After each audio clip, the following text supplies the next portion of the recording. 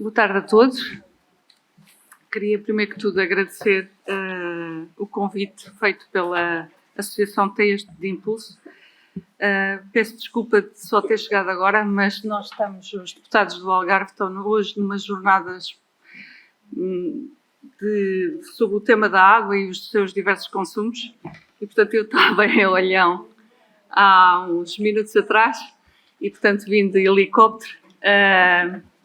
Mas já tivemos hoje na barragem da Bravura, já tivemos, portanto, em diversos sítios. A temática da água, como sabem, é importantíssima e, em termos de sustentabilidade, daquilo que o Algarve, com a seca que nós tivemos, é um problema premente para nós, para todos os algarvios e para os políticos em particular que têm responsabilidades na área.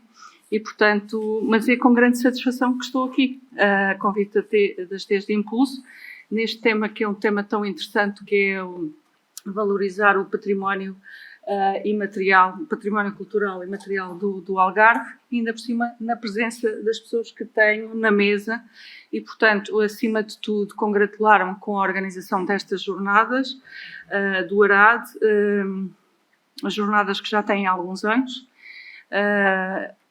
com a qualidade dos temas apresentados e, acima de tudo, com o facto da Associação Teias de Impulso ter este impulso sempre renovado de novas iniciativas, de novos temas. Lembro-me perfeitamente, era vereadora quando eles apresentaram a ideia da Rota do Petisco e eu achei aquilo interessantíssimo e pensei, mas como é que eles vão montar uma coisa que não se vá saturar no tempo e que vá, digamos assim, contaminar o pessoal da restauração e trazê-los para este projeto. E ele aí está, praticamente é um projeto já reconhecido a nível nacional pelo seu impacto e um impacto até muito forte no Algarve e junto de praticamente todos os municípios. Não conheço muito bem agora por causa da questão da pandemia, mas que tinha um impacto praticamente transversal a quase todo o Algarve. E, portanto, é com muito prazer que vejo esta associação a Teias de Impulso, sempre com estas teias de impulso muito interessantes. E, portanto, passava agora, até porque eu sou a pessoa que menos posso contribuir neste tema na mesa, passava aqui aos meus ilustres parceiros de mesa, que esses sim sabem da poda e, portanto, podem efetivamente contribuir de forma decisiva para o nosso esclarecimento e para a nossa discussão sobre este tema.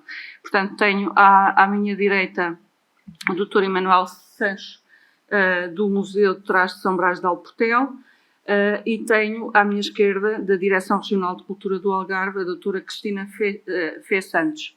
Segundo sei, terá o doutor primeiro a palavra. Faça favor. Primeiro que tudo, não sou doutor, mas é um pormenor, não, nada de especial. Obrigado à Teia de Impulsos por nos ter convidado. Quando a Cristina Fé Santos, colega e amiga, me arrastou para esta palestra, perguntei-me o que é que um serrenho de São Brás de Alportel viria fazer aqui aos encontros do Arado.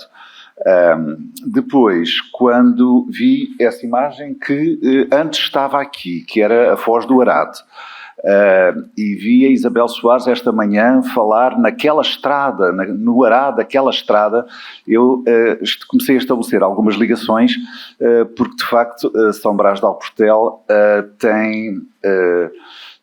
recebe aquela grande estrada que é a Estrada Nacional número 2, hoje património,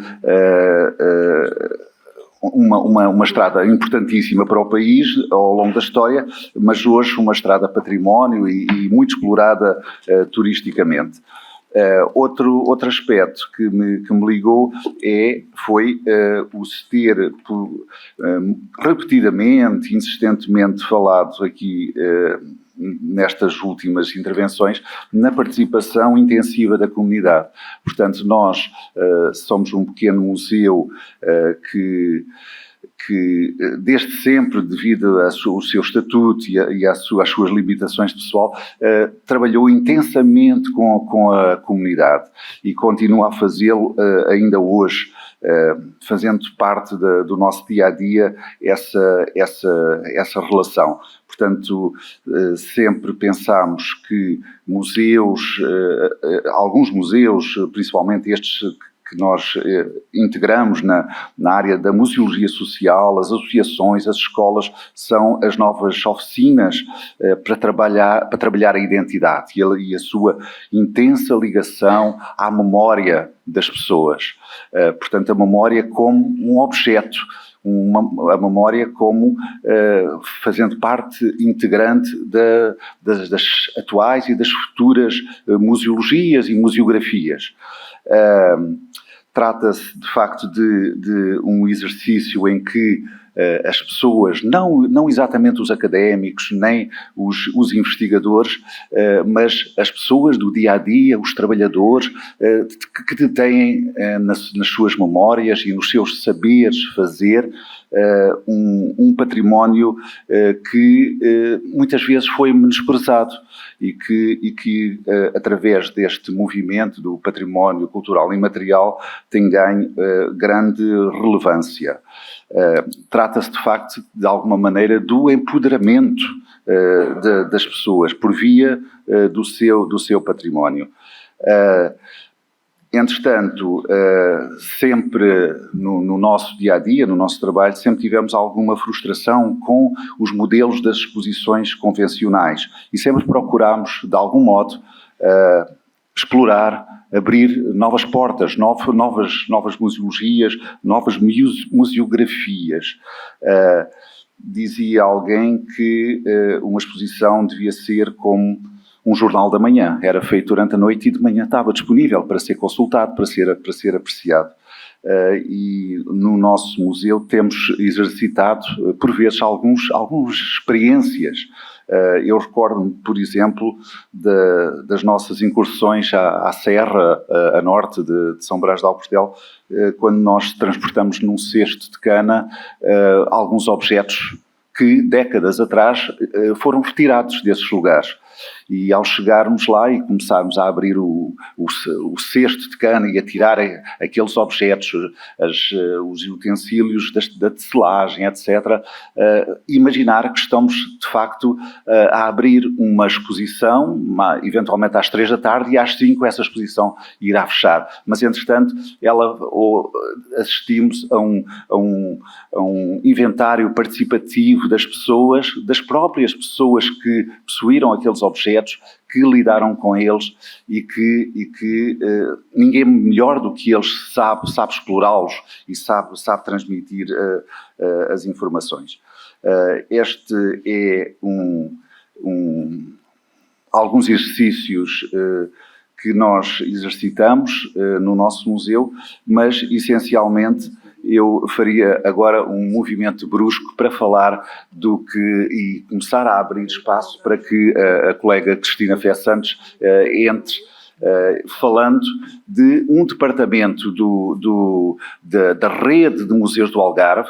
A Rede de Museus do Algarve, uma estrutura muito horizontal que integra praticamente todos os concelhos, integra todos os concelhos do Algarve, no total de mais de uma vintena de museus, e que, de facto, tem esta quase particularidade, ou seja, não haverá muitas mais estruturas regionais que consigam abranger e falar a uma só voz do Algarve.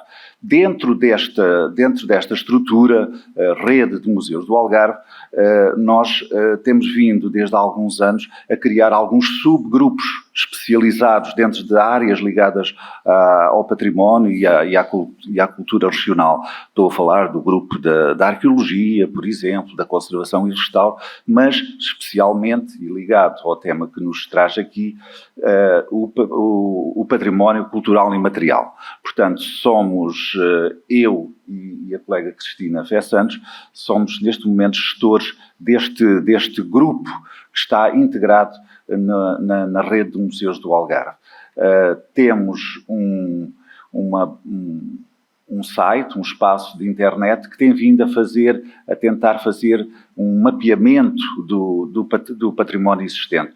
Trata-se de, todos nós somos funcionários de instituições, de museus, etc. E, portanto, muitas destas estruturas têm um funcionamento que não é contínuo. Muitas vezes entra em períodos de certo adormecimento, mas que depois, através da renovação e da substituição dos membros, vai ganhando nova vitalidade e vai ganhando maior atividade. Assim sendo, eu começaria a passar agora a palavra para a Cristina, que nos irá também, vamos partilhando nesta fase inicial alguma informação sobre este dispositivo que está disponível na internet. Boa tarde a todos. Não sei se... Esteja à vontade. Não sei se isto está com som. Está. Bom, queria agradecer também o convite à Teia de Impulso e a todos, e à Patrícia, foi quem primeiro me contatou, a Ana Ramos, aqui do Museu de Portimão.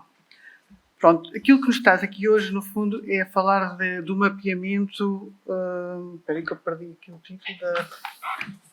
Do mapeamento do património material, património cultural e material do Algarve. Como estamos nas terras do Arado. Aquilo que eu vos queria dizer é que, relativamente ao que diz respeito ao património cultural e material, nós usamos a sigla do PCI. Aquilo que as pessoas mais conhecem acaba por ser o Inventário Nacional do Património Material. O Inventário Nacional é algo que, no fundo, é gerido e é dinamizado pela Direção-Geral do Património Cultural, portanto, a DGPC, que é, portanto, todos os processos de identificação de qualquer património material a nível nacional são introduzidos numa plataforma que é gerida e trabalhada pela DGPC. O papel da Direção Regional de Cultura, das Direções Regionais de Cultura e desta em concreto da Direção Regional de Cultura do Algarve, no fundo, é apoiar a Direção-Geral do Património Cultural na inventariação de manifestações culturais, tradicionais e materiais, individuais e coletivas, nomeadamente através do seu registro videográfico, fonográfico e fotográfico. Acaba por ter muita visibilidade a inscrição de qualquer património cultural e material neste inventário, porque aquilo que muitos depois ouvem de falar e todos, no fundo, ambicionam é a sua inscrição enquanto património da Unesco. Muitas vezes nós que estamos no campo e que trabalhamos estes temas, acabamos por, no fundo, ser pressionados porque aquilo que as pessoas mais falam é inscrever na lista da Unesco. Mas aquilo que nos traz aqui hoje é muito o trabalho, que antecede muito desse trabalho e é aquilo que, no fundo, aquilo que nós aqui, enquanto rede de museus, enquanto Direção Regional da Cultura, temos vindo a desenvolver e a trabalhar e a estimular. Portanto, peço desculpa que eu estou mais habituada a falar entre os meus pares do que propriamente aqui de cima para este público.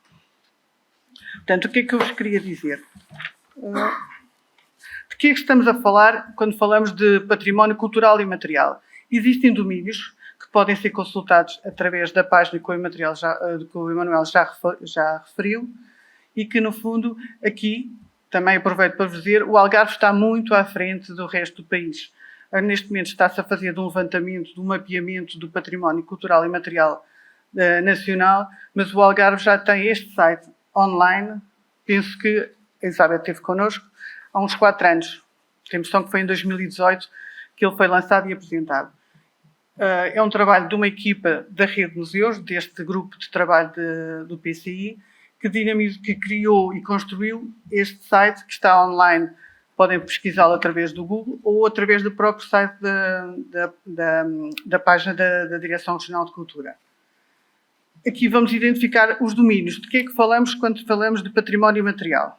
Os domínios que estão estabelecidos são tradições e expressões orais, incluindo a língua como vetor de património cultural e material, expressões artísticas e manifestações de caráter performativo, práticas sociais, rituais e eventos festivos, conhecimentos e práticas relacionados com a natureza e o universo e competências no âmbito de processos e técnicas tradicionais.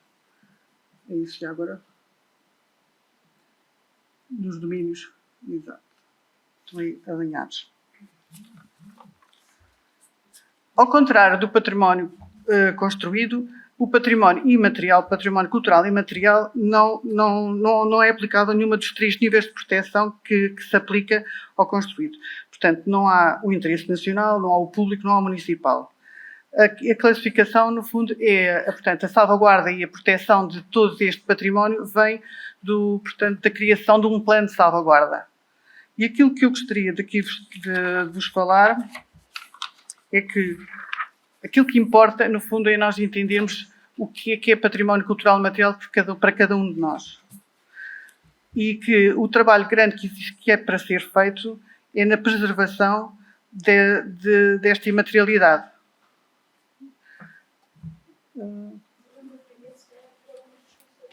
Pois.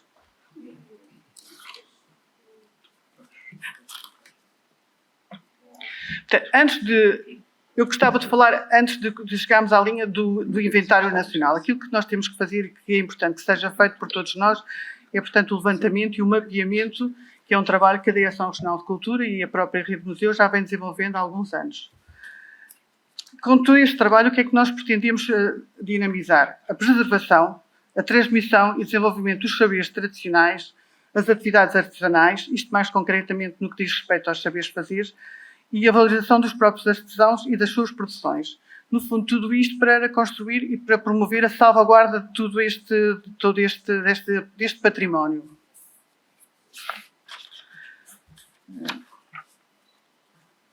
Aqui é importante, para toda esta salvaguarda, é importante valorizar o papel dos detentores do PCI. Não é? São eles que, no fundo, são as comunidades, como aqui tem sido falado, as comunidades é que são os grandes atores e que, no fundo, é importante valorizar e promover a salvaguarda dos seus saberes, das suas manifestações, das suas atividades artísticas, das suas atividades até religiosas. Queria-vos dizer que acho que era importante a salvaguarda no sentido que o património material, antes de ser inscrito na lista do inventário nacional, tem que ser salvaguardado. Para ser salvaguardado é preciso conhecê-lo. É preciso fazer um levantamento de todo este património. E como é que nós podemos promover a salvaguarda enfim, o último, a questão da inscrição no inventário nacional? Se o pudermos, no fundo, a promover e lutar todos em conjunto para que ele não se perca. Foi feita em tempos de pandemia, por isso com algumas dificuldades de ser dinamizado e de ser trabalhado, foi feito um trabalho integrado no projeto Magalhães, que eu tenho pena de não estar aqui, a equipa anterior que no fundo iria falar de tudo isto, que pretendeu, portanto, que publicou e ainda não está lançado o Red Book do património. Portanto, o Red Book é a lista vermelha das atividades artesanais algarvias. Este livro incide não em todo o património cultural e material, mas acima de tudo nas atividades artesanais. E com isto queria-vos fazer aqui uma breve lista que eu fui consultar este livro e tentei tirar as atividades artesanais, portanto, destacando aqui as atividades artesanais dentro do património cultural e material, aqui da vossa região do Arado. E então queria-vos dizer, está em risco. E é isso que eu acho que é importante nós entendermos, mais do que inventariar, mais do que todo esse trabalho de levar para todo lado, é desenvolver programas e projetos e dinâmicas que os salvaguardem. Estamos a falar das cadeiras de tesoura, estamos a falar da cestaria de palma, estamos a falar da correaria, estamos a falar da cortiça talhada, estamos a falar dos entrançados em vime, estamos a falar da esteiraria, do ferreiro, da latoaria e da madeira talhada, portanto, os trabalhos em madeira entalhada. É importante saber onde estão, quem são, quantos artesãos, estou a falar concretamente na parte do saber fazer, quantos artesãos ainda a fazem, porque vamos inventariar, vamos desenvolver um trabalho que, em termos de inventariação, é um grande esforço, implica um grande trabalho de investigação, mas corremos o risco, se não entendermos de que é que estamos a falar, daqui a 2, 3, 4, 5 anos, ele consta do mapa e eles são, portanto, no inventário, eles são avaliados ao fim de 10 anos e daqui a 10 anos, quando formos avaliar, ele já não consta. Porque, entretanto, a única pessoa que sabia fazer faleceu. E não se tomaram medidas. Portanto, para já, no plano de salvaguarda, na inventariação do património cultural e imaterial, é obrigatória a inscrição de um plano de salvaguarda. Portanto, a elaboração de um plano de salvaguarda. Nesse plano, desde cursos de formação, desde, no fundo, trabalhar as comunidades para que tenham orgulho e se identifiquem e se reconheçam naquilo que os diferencia muitas vezes dos vizinhos ou das outras regiões do país. No fundo, é isso que era importante. Eu valorizo mais, portanto, valorizo as questões de, no fundo, saber quem são, mapear, fazer o levantamento e depois perceber o que podemos fazer para que eles não desapareçam. O fator económico é sempre relevante, não é? Quem procura, há atividades que têm vindo a desaparecer porque não há uma procura. Mas também, no fundo, enquanto comunidades, e cabe às comunidades, e cabe, portanto, ao detentor e à sua comunidade onde ele está inserido, perceber se o seu papel é ou não é importante e se representa ou não uma identidade própria dentro do seu concelho.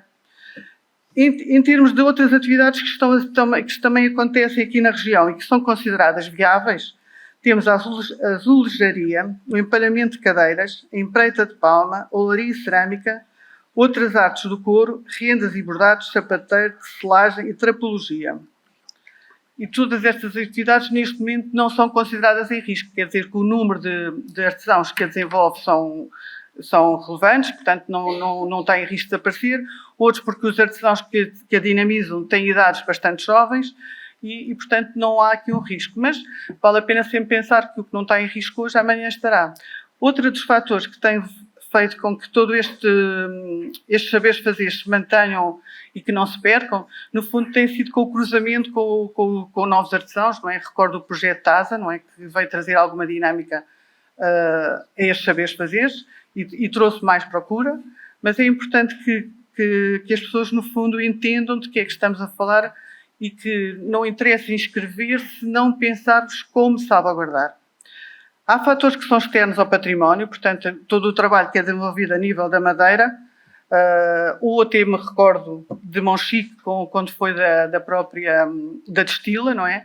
Os incêndios, no fundo, foram queimar muitos dos medronheiros e, portanto, eu sei que houve uns anos mais complicados da recolha do fruto, porque tinha ardido tudo e, portanto, reduziu, no fundo, também o acesso ao medronho e, portanto, à produção depois da vida do medronho. A madeira talhada também é outra que fala. E outra questão que, por exemplo, gostaria também de recordar, quando se fala nas artes de pesca, estamos a falar de licenças de pesca. E as licenças de pesca não dependem da área da cultura. As licenças de pesca dependem de uma outra entidade, que é o Ministério das Pescas, ou quem licencia. E se a licença que está por trás daquilo que nós identificamos como património imaterial e do qual falamos temos muitos participantes ou temos poucos participantes, no fundo, por trás de tudo isso, há uma licença que não pode ser perdida. E se a licença não for ao encontro das diretivas europeias, ela pode desaparecer. Se a licença não cumprir as regras que lhe são aplicadas enquanto licença de pesca, tudo o que é património material vai desaparecer. E não estamos a falar de risco do ponto de vista da imaterialidade, mas estamos a falar de risco do que está por trás de todo deste processo desta identificação com uma arte de pesca local, não é? Portanto, eu às vezes gostava que no fundo, que o trabalho que fosse desenvolvido, a Direção Regional de Cultura cabe-nos sempre apoiar e estar presentes e apoiar a Direção-Geral do Património. E aqui temos feito um esforço enquanto Direção Regional. É um esforço que não é meu, é de toda uma equipa, não é? Estão aqui presentes a minha diretora, Adriana Nogueira, o meu diretor, que no fundo a quem eu respondo, que é o Dr. Rui Parreira, que apoiam todas estas iniciativas. E o que eu vos posso dizer é que a nível do Algarve, nós estamos muito à frente. Nós já temos este site e nós temos localmente uma rede que funciona. Nós, entre as reuniões que temos trimestralmente, entre os telefonemas que fazemos uns aos outros, entre os meios que trocamos, basicamente nós sabemos tudo o que está a acontecer a nível do património imaterial na região. esta rede de museus, só posso também, como o Emanuel hoje de manhã também referiu, às vezes lamentar um pouco que não tenhamos a presença de todos os municípios, não é? Eu sei que todos nós temos imensas tarefas e não é possível a cada município fazer-se representar nestas reuniões que acontecem com alguma regularidade, mesmo pensarmos que são 3 a 4 por ano, o trabalho que cada um tem para fazer, muitas vezes torna difícil a sua presença nos dias que são combinados para a reunião. Mas, enquanto região algarvia, eu acho que todos devemos ter imenso orgulho pelo trabalho que esta rede informal, no fundo, desempenha, pelo o trabalho que já fez e que muitas vezes, por questões técnicas, esta página não consegue estar a acompanhar toda a dinâmica do levantamento que vamos fazendo e com a colaboração dos municípios. Portanto, algum trabalho também está. Tentamos, enquanto grupo de trabalho, também vos vou dizer, surgiu algumas dificuldades. Nós começámos a perceber que, de repente, teríamos muitas precisões. E, portanto, também, no fundo, também discutimos entre nós todos quais é que queremos inscrever e divulgar neste mapeamento. Portanto, é um trabalho que nós desenvolvemos enquanto equipa, que fazemos um esforço imenso entre todos. Temos algumas limitações técnicas, portanto, a página nem sempre consegue estar atualizada. Chamámos para a apresentação desta página a Elizabeth Rodrigues, que está aqui connosco, porque entendemos que a comunicação social muitas vezes tem acesso e conhece tudo o que se passa no interior e, portanto, pode-se trazer até nós também mais informação. Sabemos que também são um elemento grande, portanto, importante no divulgar, não é? Todo este saber. Eles são, portanto, uma peça fundamental em dar a conhecer estes trabalhos. Gostava de recordar outra questão que muitas vezes nos é colocada, não é? Nós, enquanto Direção Regional de Cultura, que intermediamos o processo com a Direção-Geral do Património, que nem tudo o que localmente se identifica como património ou como identificam como regional é passível de ser inscrito no Inventário Nacional do Património Cultural. Alguns poderão ficar no mapeamento, outros cabem noutros patrimónios que também, no fundo, vale a pena falar sobre eles, o património gastronómico. Mas eu recordo que, às vezes, à volta de uma receita que não se perde porque se escreve, há toda uma magia que acontece. E isso é imaterialidade, não é? É todo aquele passar de pais para filhos, é associar a um momento específico. É as memórias que nós recordamos quando crescemos e recordamos que vivemos com os nossos avós, com as nossas mães, com os nossos familiares, com os nossos vizinhos, com a nossa comunidade, não é? E, portanto, é isso que às vezes gostava que deixem funcionar as instituições no seu papel de classificação e no inventário, e localmente trabalhemos muito e muito naquilo que é o papel de todos nós, que é na salvaguarda. Não sei se o Emanuel quer dizer mais alguma coisa.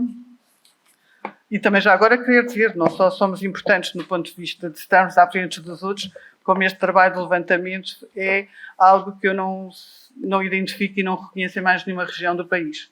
Ele ainda não foi apresentado e o mérito caberá depois, portanto, à CCDR e ao projeto Magalhães, que no fundo é que esteve envolvido por trás desta publicação.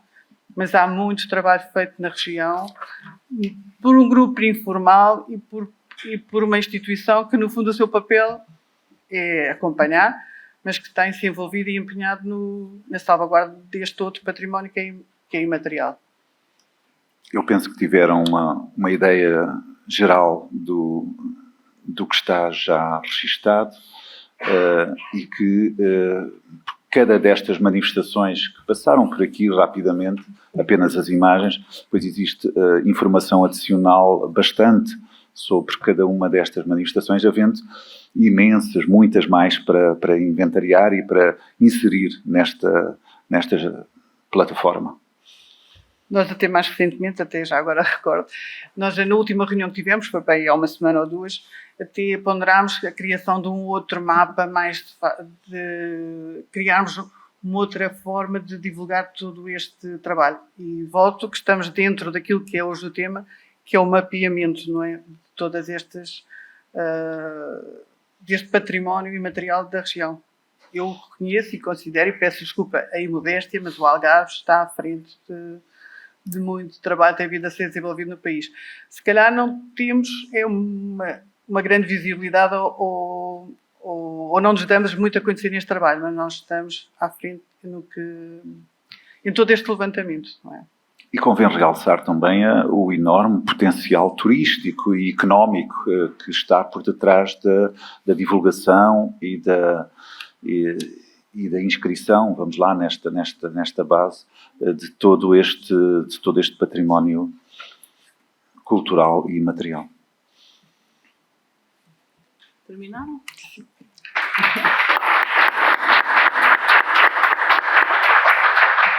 Como veem, é muito fácil ser moderadora deste painel, porque por aquilo que trouxeram em termos de experiência e daquilo que foi o seu contributo relativamente a esta matéria. Eu sou de uma geração privilegiada, porque tive o contacto com, desde os meus avós, os meus pais, a todas estas experiências. Penso que nós,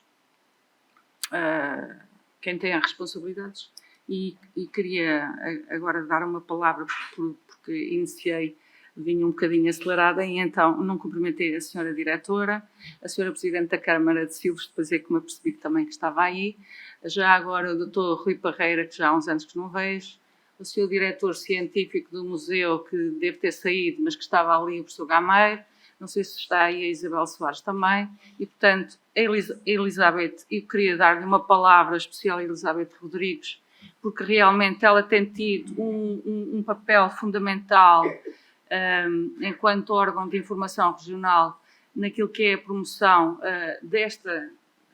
tudo o que é cultura, e esta cultura em especial, o património imaterial que nós temos no Algarve, ela tem um carinho especial e, portanto, acompanha sempre, além de acompanhar tudo aquilo que são os eventos deste museu, que é o Museu de Portimão, que é um museu pelo qual também eu tenho um especial carinho, e o que nós vimos aqui realmente são experiências experiências de vida, saberes de vida, saber fazer, saber dizer, saber transmitir. Eu tive a oportunidade há poucos dias de levar meia dúzia de bolos de maio ou bolos de tacho para a Assembleia da República, e realmente foi um sucesso. Toda a gente quer provar o bolo, os que não provaram o bolo querem provar o bolo, que é também uma ação que a Junta de Freguesia de Monchique, através do José Gonçalo, está a promover junto do Ministério da Cultura para a sua classificação. E é um orgulho, porque eu posso vos dizer, a minha mãe confeccionava, todos os anos era uma tradição, no bolo de maio, e todos os anos se fazia o piquenique no dia de maio. Ainda hoje, a tradição do piquenique é feita na minha família. O meu irmão e um grupo de amigos fazem religiosamente todos os anos o piquenique e levam um bolo de maio. Infelizmente, como a minha mãe já não é viva, faleceu há 2 anos, o meu irmão, e portanto, usando a receita, com o meu pai e o meu sobrinho e o meu filho, este ano confeccionaram os bolos de maio. Eu até tive a oportunidade de publicar, e portanto, estamos a tentar manter a tradição do bolo de maio, como outras tradições que acabaram que referiram aqui, e permitam-me esta experiência mais pessoal, mas eu sou do tempo em que assisti à matança do porco, tanto na tradição de Monchique como na tradição do Alentejo, porque meu pai é oriundo do Concelho de Odmira. E, portanto, desde a questão do fabrico da chouriça, da linguiça ou da morcela, que tinham formas de dizer diferentes, chamam coisas diferentes. Se aqui é chouriça, lá é linguiça, no Alentejo, e portanto eu sou produto, digamos assim, de uma geração que assistiu a tudo isso. E portanto, das pessoas que faziam e portanto transmitiam as histórias. Lembro-me perfeitamente no tempo em que havia o trigo no Alentejo, não sei se vamos voltar a essa época, mas no tempo da ceifa do trigo, lembro-me perfeitamente das pessoas mais antigas nos transmitirem, do ponto de vista oral, todas as histórias e todas as tradições. Sei que houve recolhas no Alentejo, houve pessoas a recolher. Ainda há uns anos atrás, lembro-me perfeitamente que haviam pessoas a recolher esse tipo de histórias antes que as pessoas falecessem. E, portanto, eu acho que a cultura... Eu hoje estava a ouvir um programa na Antena 1, logo de manhã, em que se dizia, um dos convidados do programa, que é tradutor e já foi editor, dizia que nós em Portugal não sabemos vender muito bem os nossos escritores. E enquanto que os nórdicos, antes ainda de editarem os livros, antes da edição, já têm os livros vendidos para mais de meia dúzia de países ou 20 países. E, portanto, nós, a esse nível, efetivamente, como cada vez mais sabemos que o turismo é uma experiência, e cada vez mais é uma experiência também cultural, porque é aquilo que nos distingue, devíamos centrar a cultura muito na estratégia quando vendemos o nosso destino Algarve, e por isso toda esta rede, quer a rede de museus, foi criada de forma informal e não com um formato jurídico próprio. Lembro-me do professor Gameiro me perguntar, enquanto jurista, o que é que, do ponto de vista jurídico, como é que aquilo devia funcionar, e eu disse, olha, quanto mais informal for, maior é a capacidade de ter sucesso. Quanto mais estruturado do ponto de vista jurídico estiver, maiores são os problemas na articulação que vão surgir mais tarde, porque cada um interpreta da sua forma. E realmente, na altura, a Rede de Museus do Algarve foi pioneira a nível nacional e, portanto, é um trabalho muito forte, e o vosso trabalho, pelos vistos, inscreve-se também dentro da Rede de Museus. Portanto, eu acho que tudo aquilo que aqui foi dito é importantíssimo para a nossa identidade e para a transmissão daquilo que é a nossa identidade no Algarve. E eu sou, digamos assim, de alguma forma, tive essa experiência toda, tento transmiti-la aos meus filhos, mas de uma forma que já não da mesma forma que a senti, e, portanto, é tudo isso que nos dá até uma ligação que cose, digamos assim, o tecido social, porque nós sentimos ligados a essas tradições. Se não as temos, se não temos os rituais, se não temos as cerimónias a que assistimos, não nos sentimos também, do ponto de vista social, tão ligados. E, portanto, tudo o que é os aspectos da imaterialidade, da espiritualidade, eu penso que é importante para a nossa coesão social e para também mostrarmos aos outros que nos procuram quais são a nossa identidade e as nossas memórias. Portanto, para mim, eu penso que já esgotamos o tempo que tínhamos atribuído, que era os 45 minutos. Penso que, não sei se está previsto, o Dr. Nuno Vieira é que tem que nos dar o roadbook. Já temos aqui o redbook, agora precisamos do roadbook para sabermos se... Fazer só aqui um reforço, que, portanto, estão todos convidados agora a partir das 17 horas para participar nas comemorações do 14º aniversário do nosso Museu Municipal de Portimão, que está-nos a acolher mais uma vez nestas jornadas, que serão depois ali ao lado, no hall da entrada do museu, com a inauguração de 2 novas exposições. E quanto a nós, vamos voltar depois para o Ter Ideia Especial à noite, às 21h30, onde vamos dar a palavra aos executivos municipais para discutirmos ideias e perspectivas sobre então a valorização do património das terras do Arate. Pois era isso que eu estava a perguntar. Não sei se até às 17. Até às 17 temos perguntas. Então, Sra. Diretora, faça favor. Como é que alguém...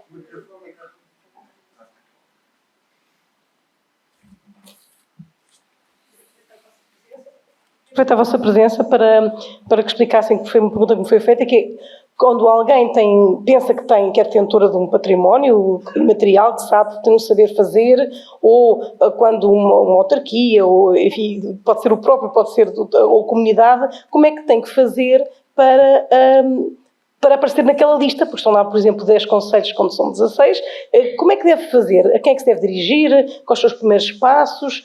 E depois há critérios, como há pouco a Cristina estava a tentar dizer um pouco, que é nem tudo aquilo que eu acho que é património depois vai ser reconhecido pela Direção-Geral do Património Cultural, e nós, como Direção-Geral da Cultura, podemos dar alguns conselhos nesse sentido, porque nós pensamos que isto é, e depois chegam lá e dizem não é, não podem inscrever isso. Portanto, qual é o primeiro passo? O primeiro passo, no fundo, aquilo que nós entendemos enquanto rede de museus, no fundo, é que há uma representatividade dos 16 municípios. O Zoom, ou a pandemia, trouxe a aproximação com o Zoom, e o que permitiu é que nestas reuniões houvesse a participação de alguns concelhos que são mais distantes e que tinham mais dificuldades em se deslocar quando as reuniões eram presenciais. como eu disse, temos pena, nem todos os municípios se fazem representar, mas aquilo dos municípios que estão presentes e de alguns com quem nós contatamos e quem nós também incentivamos a identificar o seu próprio património imaterial, porque nem todos estão, mas eu faço questão muitas vezes de ligar a alguns contactos que tenho em cada município e digo, vocês têm este e esta atividade, olha, eu não sou algarvia, mas sei que vocês têm isto, acho que era tão interessante vocês, no fundo, divulgarem e promoverem o conhecimento sobre tudo. Portanto, aquilo que eu penso é cada município, cada concelho deverá trabalhar com os seus interlocutores locais, que são, no fundo, os elementos da rede de museus, ou as juntas de freguesia, ou os próprios municípios, aqui no caso concreto do Museu de São Brás. Portanto, é um museu que não pertence ao município, não é? Tem outra tutela, não é? Aquilo que eu acho é que, no fundo, e é isto que, no fundo, tentamos promover, é que cada município conheça o seu património material. A discussão depois surge em grupo, e nós, portanto, eu lembro que antes da pandemia, fui com a professora Adriana, não é? Fomos falar na altura com o Dr. Paulo Costa, e eu, antes de ir a Lisboa, contatei uma série de municípios e de museus e de parceiros da rede e perguntei qual é o trabalho que vocês estão a pensar fazer, o que é que vocês gostariam de integrar, para, no fundo, que trabalhássemos todos em algo que faça sentido. E, por acaso, o Bolo do Tacho foi um dos que no fundo, com o Zé Gonçalves, que está ali também, no fundo, que em troca de imagens, em troca de telefonemas, no fundo, ele disse qual era a intenção do município e da Junta, não é? Concreto, foi quem promoveu este trabalho, e nós levámos essas dúvidas a Lisboa, a quem tutelava e a quem tem a última palavra e a palavra final sobre esta inventariação. E muitas vezes as questões que nos foram, portanto, colocadas lá, do reconhecimento ou não do reconhecimento, depois foram devolvidas e, portanto, fizemos um trabalho sempre em conjunto. E aqui o que vale a pena, no fundo, também trazer aqui é que uma das questões que se fala quando se fala do bolo do tacho é que não estamos a falar de uma receita. Estamos a falar algo mais. E foi, no fundo, também isso que, no fundo, transmiti ao José Gonçalo, não é? Que invistam nesta imaterialidade, nesta magia, neste momento único que os distingue. Porque nós podemos ter o bolo do tacho a vender o ano todo nos supermercados, até no estrangeiro e tudo o resto. Mas não é da receita nem do bolo que estamos a falar. Estamos a falar do património imaterial, daquele momento, daquele momento que a família se junte, não é? Que a família se junte. A ligação do bolo do tacho, por exemplo, à comunidade. Ao piquenique do dia de maio, porque não há piquenique sem o bolo de maio. E não há mais nenhuma região aqui do Algarve outro momento semelhante, não é? Exato, eu só me ocorre chamar a atenção para o espírito democrático, profundamente democrático, que tem o património cultural imaterial. Ou seja, já assisti a diálogos entre universitários, entre pessoas com formação académica e simples trabalhadores de campo ou ali a São Brás, corticeiros, de profissões manuais, em que essa pessoa deu autênticas lições de como fazer e de toda a memória relacionada com a sua profissão, etc. Ou seja, esbatem-se estes desníveis culturais que poderiam existir quando falamos de património cultural e imaterial. E outra possibilidade fácil é nesta plataforma há ali os nossos e-mails. Se alguém se quiser manifestar, possivelmente nós contactaremos de volta e vamos estudar e possivelmente dará origem a mais uma inscrição nesta base de dados. Depois, era interessante também a referir que existe o Inventário Nacional, conforme a Cristina acabou de referir. Este é um mapeamento quase informal. Há outro nível, há outro degrau a seguir, não é? Portanto, este mapeamento, já agora quero também dizer que este mapeamento e a atualização deste mapeamento, que nesta página que está online, tem tido algumas dificuldades técnicas, não é? Não quer dizer que entre nós, não haja uma recolha de mais informação que não conseguimos pôr online, porque eu confesso que isto é WordPress e eu não sei trabalhar em WordPress e, no fundo, veja que acredito. Mas tem sido a nossa grande dificuldade, não é? Às vezes nem é ter para inscrever. Portanto, eu sei que alguns deles não estão completos, mas já nos chegaram mais informação e não o conseguimos pôr porque tem a ver mais com uma questão técnica, não é? Técnica e tempo, não é? E o nosso tempo depois, pessoal também que se esbate com tantas afazeres, tantas coisas. Mas o inventário nacional é algo muito mais elaborado. Eu gostaria de pedir ao meu diretor, ao Dr. Rui Parreira, que sei que é um grande mentor do mapeamento, no fundo, que também aqui falasse um pouco. Ele mais estruturado que eu e com muito mais anos de trabalho no património, poderá também contribuir para a valorização deste património material. Boa tarde. Também não havia necessidade, não é? Mas pronto. Eu estava aqui a ouvir-vos e gostava de acrescentar uma coisa muito simples.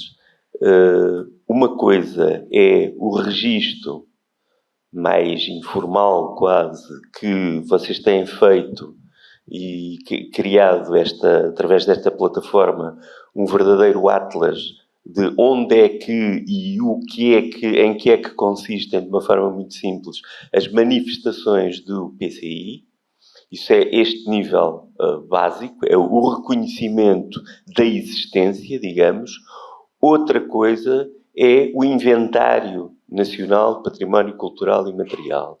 E eu fico sempre um bocadinho incomodado quando se fala a este nível de inventário. Isto não é um inventário, isto é um registro. É um primeiro reconhecimento que pode dar origem a um procedimento de inventário. O procedimento de inventariação no INPCI, no Inventário Nacional de Património Cultural e Material, é um processo de patrimonialização.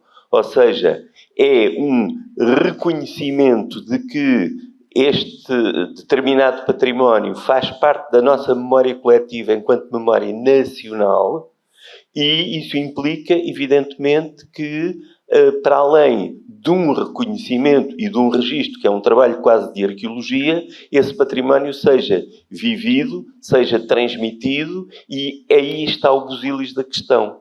É que não é reconhecendo, registando, inventariando, fotografando e filmando que nós asseguramos a sobrevivência do património cultural e material. PCI é para ser vivido e é para ser vivido em circunstâncias muito específicas que lhe dão origem. Quando a doutora Isabel Guerreiro fala que o bolo de maio faz parte da sua vivência de memórias e que ela continua a assegurar isso através dessa manifestação, que não é só a receita, que é o saber fazer, que é a partilha coletiva numa determinada época do ano e numa determinada circunstância festiva, aí é que está o busilis da questão.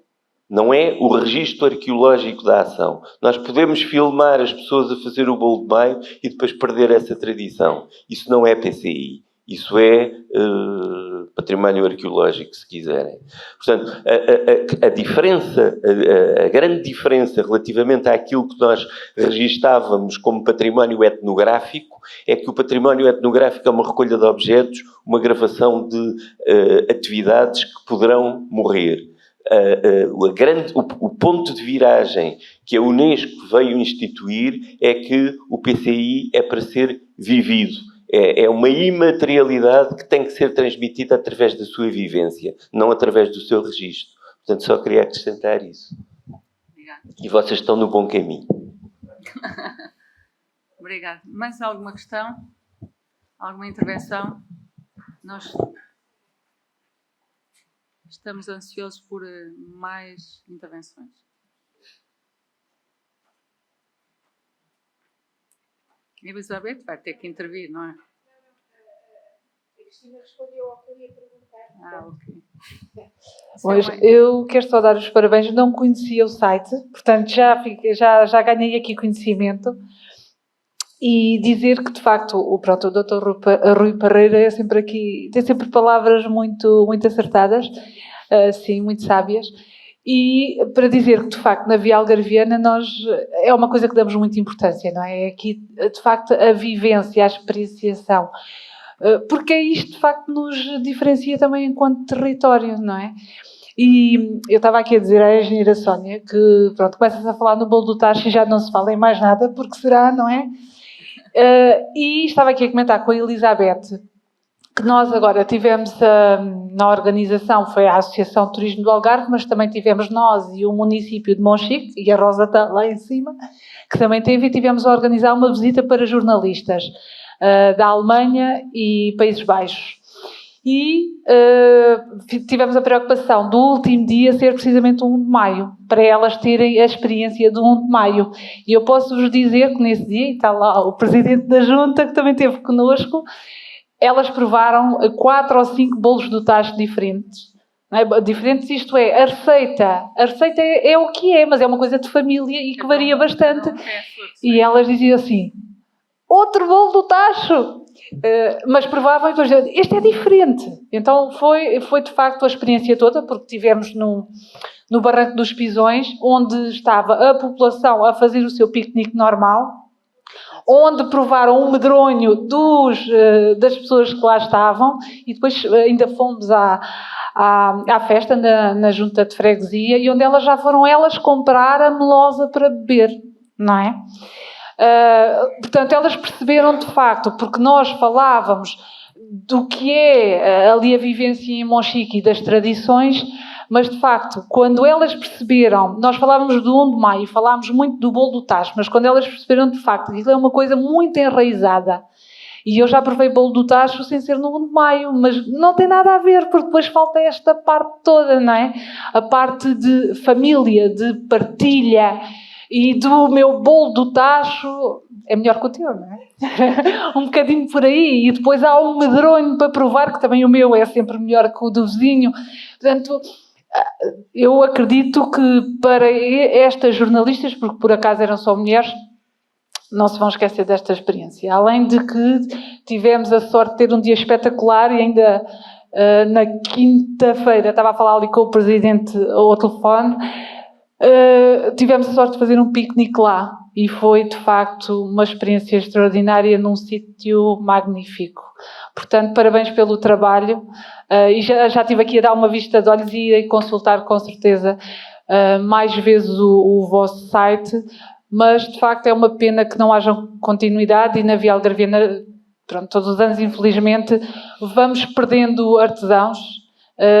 E que não há uma passagem desse trabalho. E isso, de facto, para mim é uma coisa que me entristece bastante, porque temos os nossos artesãos muito envelhecidos e não há jovens, se calhar muitos dos jovens não... Enquanto antigamente passava-se de família em família, e alguns dos sítios que eu conheço dizem isso mesmo, aprenderam com o pai, aprenderam com a avó e toda a gente sabia naquele sítio fazer algum desses ofícios. Hoje em dia isso já não se faz e os jovens não acham assim tão atrativo quanto isso este nosso património, não é? E que nos diferencia enquanto território. Portanto, inventei agora um slogan. Não queremos que o PCI passe à história. Queremos que não passe à história. Para se passar à história, passa a ser como diz o Rui Henrique Legíbra. Não queremos que o PCI passe à história. Slogan é meu, eu dou. Vou usar. Só queria lembrar aqui de 2 elementos também. É importante, Para não passar à história, tem que passar à economia. Eu só queria lembrar aqui duas questões que até foi levantado na última reunião. Primeiro, algum destes detentores de saberes, que são as pessoas a quem temos que ter imenso respeito, não só enquanto comunidade, mas quando falamos dos saberes, alguns não cumprem a legalidade e, portanto, não os podemos pôr no mapa. Não é? Portanto, pôr no mapa é dar conhecimento de algo que os municípios ou a comunidade em si sabe que existe, mas que depois poderá não constar deste mapeamento. Outra das questões que também é relevante e tem a ver com a economia é que eu posso fazer cadeiras de tesoura, sou 1 ou 2 ou 3, mas aquilo mal dá para a minha sobrevivência e eu não quero ensinar. E eu não, portanto, ele é o que é o detentor do saber e, portanto, nós não podemos, enquanto instituição ou entidade, obrigar alguém a ensinar algo que ele, no fundo, não quer passar ao testemunho, porque ele diz que aquelas que faz já não lhe permitem sobreviver, não vai criar portanto, mais 15 formandos para depois não haver procura para aquele material. Outra das atividades que nós também encontramos foi um senhor de 80 anos há 2 anos atrás, antes da pandemia, que eu penso que é a única pessoa no Algarve que faz um mosaico hidráulico. E ele tem 80 anos, é super interessante. Ele é uma lição, visitá-lo, ele é super interessante, é engraçado, é comunicador, nem parece ter 80 anos. E ele diz, eu faço cursos, mas tenho que me pagar, não é? Mas ninguém quer vir aprender. E depois outra questão que eu, nas reuniões que às vezes vamos tendo e que vamos apercebendo é que os cursos do IFP permitam, não sei se estou a dizer alguma coisa menos correta, obrigam um mínimo de alunos, acho eu, portanto, de aprendizes. E muitas vezes esse número não corresponde ou à procura, ou depois, no fundo, a conseguir, no fundo, levar essa formação para a frente. Porque aquilo que eu me lembro de uma última reunião em que estive é que se falava que, se calhar, valia a pena, nesses cursos, ter 3 ou 4 para uma área, 3, 4 ou 5 para outra, e, no fundo, não ser todos para o mosaico hidráulico, todos para porque isso tem viabilizado, no fundo, se calhar, esta passagem de testemunho e esta passagem de saber. E, portanto, e aqui volto a recordar, é o respeito pelo detentor. O detentor pode não querer ser identificado e pode não querer ensinar. E pode-se perder um saber fazer porque da parte de quem sabe, e temos que respeitar, no fundo. Temos que ter essa capacidade de aceitar e de recolher aquilo que nos é possível, mas não o podemos obrigar a mais. Questões profundas, mas que eu acho que só se resolvem com uma transversalidade e tínhamos que colocar a cultura no centro da discussão e não de forma lateral. E, portanto, enquanto não mudarmos esse paradigma, mas eu acredito no atual Ministro da Cultura, é uma pessoa muito sensível e, portanto, ele já aprovou o bolo de maio do Zé Gonçalo e, portanto, neste momento tem a boca adocicada, penso eu, para este tipo de projetos. E, portanto, um bolo daqueles tinha pelo menos 1 quilo, penso eu, e ele levou 1 completo, nós deixamos o resto só para cortar aos bocadinhos para nós provarmos e, portanto, eu penso que ele terá levado a lição, levou quase um doutoramento de bolo de maio para casa e, portanto, vamos lá ver qual é o resultado. Por outro lado, também o Presidente, já agora, Presidente da Comissão Parlamentar da Cultura, é um deputado do Algarve, que é o Luís Graça, e, portanto, também temos aí uma pessoa que, neste momento, pode ser também um interlocutor muito próximo do Ministério nesta área e dos outros ministérios, obviamente. E, portanto, eu penso que a última coisa que devemos é perder a esperança. Eu, hoje, o tempo todo que estou aqui, tenho pensado na minha mãe, porque quando fizemos a recuperação de uma casa que nós temos, ela fez tudo o que eram as cadeiras antigas que estavam degradadas, ela encontrou os artesãos todos para fazer a recuperação de tudo. E então todo o mobiliário que tínhamos foi todo recuperado, ou naquele, ou no outro, que fez a recuperação das cadeiras, o entrelaçamento das cadeiras, e, portanto, ela lá conseguiu encontrar aquelas pessoas todas que fizeram. E nós hoje temos a memória do mobiliário todo recuperado, e, portanto, para além daquilo que é o bolo de tacho e as grandes recordações que tem, portanto, e que nós estamos a tentar manter em família, com os amigos de todas as idades e com os miúdos muito novos, todos provam o bolo de maio, todos fazem parte da experiência, mas é importante porque essas pessoas, obviamente, a lei da vida faz com que deixem de existir e perde-se. Eu lembro-me que, enquanto Presidente de Junta, há uns anos, antes de Cristo, Antes de Covid. Antes de Covid.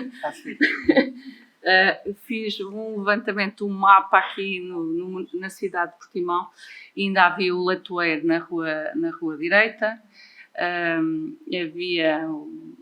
havia uma série de profissões que neste momento já não existem.